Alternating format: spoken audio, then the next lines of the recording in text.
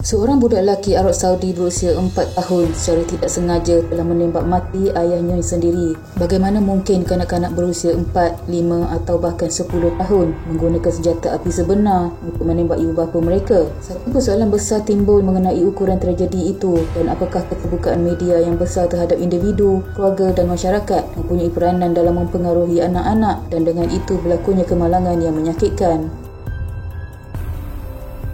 Mangsa Mufrah Al-Fifi adalah ayah kandung kepada budak lelaki tersebut. Mufrah mempunyai 3 orang isteri dan 15 orang anak-anak, termasuk anak yang menembaknya sehingga mati. Anak yang menembaknya bernama Nawaf dan berumur 4 tahun ketika kejadian adalah antara anak lelaki kecil Mufrah dan yang paling manja serta paling rapat dengan Mufrah. Ini disebabkan Nawaf adalah anak lelakinya yang paling kecil sekali dari segi umur. Nawaf juga mempunyai adik perempuan.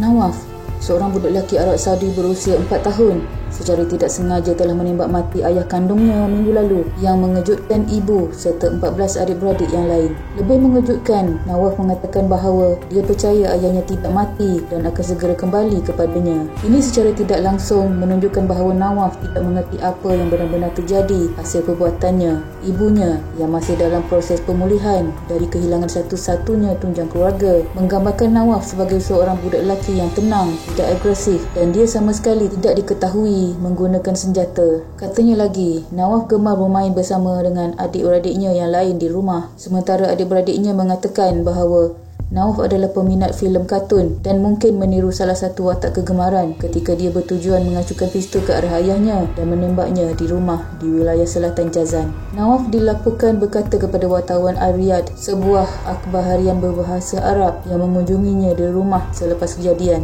Ayah saya adalah hero seperti di dalam watak permainan PlayStation saya. Dia berpura-pura hilang tapi akan segera kembali. Saya sedang menunggunya. Akhbar itu menerbitkan beberapa gambar yang menunjukkan Nawaf bersama keluarganya nampaknya tidak menyedari apa yang telah dilakukannya. Budak lelaki itu yang kelihatan tidak bersalah dan sedikit bingung digambarkan oleh sebuah akhbar minggu lalu sebagai pembunuh termuda di Arab Saudi. Akhbar itu memetik percakapan Datuk Nawaf Hadi Al-Fifi mengatakan bahawa Mufrah sedang bermain dengan salah seorang anak kecilnya tidak menyedari ketika Nawaf mengambil pistol dari atas meja. Katanya lagi, itu adalah kemalangan. Nawaf adalah salah seorang anak lelaki terdekat dengan Mufrah kerana usianya masih kecil. Dia adalah anak yang tidak bersalah yang tidak mengetahui konsep kematian. Ketika kami bertanya kepadanya di mana ayahnya, Nawaf mengatakan dia berada di hospital dan akan kembali esok dengan membawa mainan kerana ayah menyayanginya. Kata Hadi, ini adalah takdir dan kehendak Tuhan dan kita harus menerimanya. Ini adalah tragedi memandangkan Mufrah adalah penyara kepada 15 orang anak, isterinya tidak bekerja. Dia adalah seorang yang baik dan mempunyai hubungan baik dengan semua jirannya dan penduduk lain.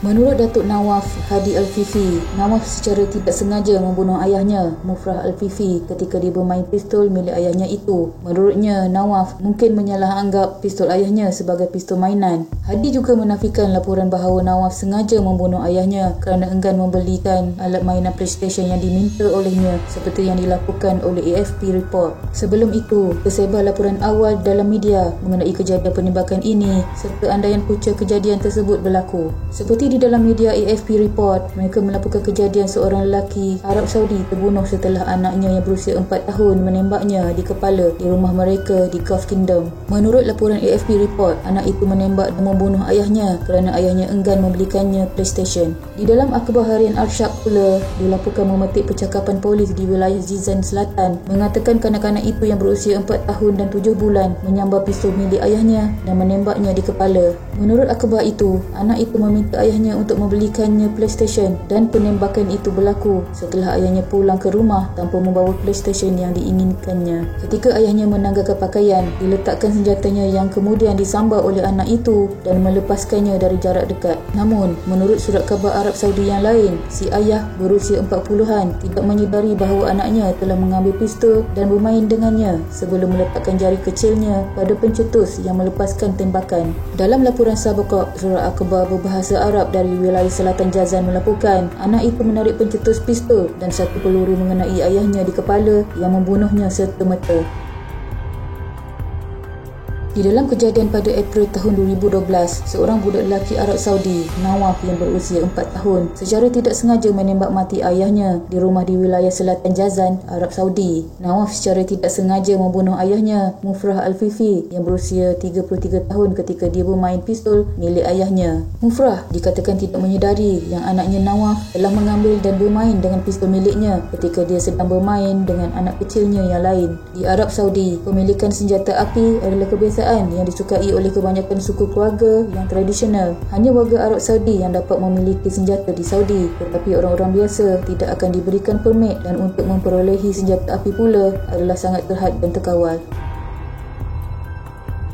Nawaf tidak ditangkap dan didakwa kerana usia minimum untuk tanggungjawab jenayah di Arab Saudi adalah 12 tahun. Dr. Abdul Al-Mirabi, seorang psikologi, mengatakan bahawa seorang kanak-kanak seperti Nawaf tidak dapat memahami kejadian seperti itu adalah salah untuk mengatakan bahawa dia melakukannya dengan sengaja. Menurutnya, kanak-kanak pada usia ini hanya memahami satu konsep, iaitu cemburu. Mereka akan cemburu dengan kanak-kanak lain yang seusianya, bukan orang dewasa. Kejadian ini telah berlaku pada tahun 2012 dan pada waktu ini Nawaf dijangka telah berusia 12 tahun. Tiada lagi laporan mengenai Nawaf selepas kejadian tersebut.